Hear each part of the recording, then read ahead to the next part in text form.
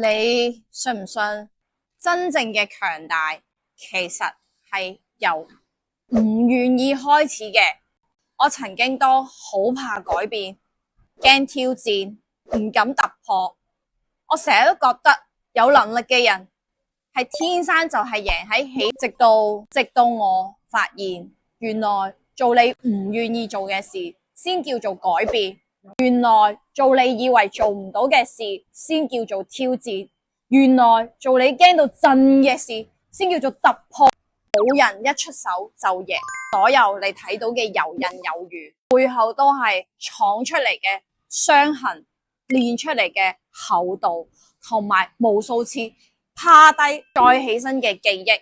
你以為能力係天賦，其實佢係傷痕結焦之後最硬淨嘅盔甲。你以為高手係好彩，其實佢只係你放棄嘅時候選擇咗再多行一步。邊個唔驚啊？邊個未痛過？你先至知道乜嘢叫做勇敢。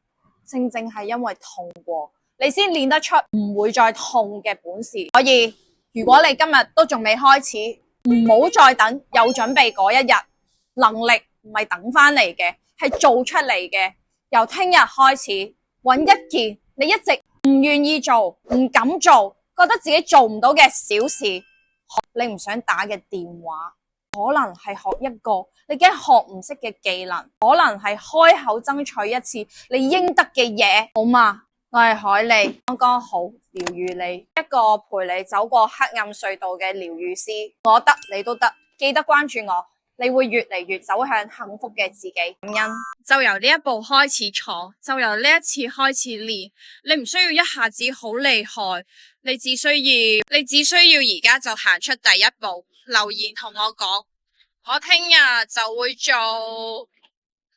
乜。我等你同我報喜，我哋一齊喺呢個現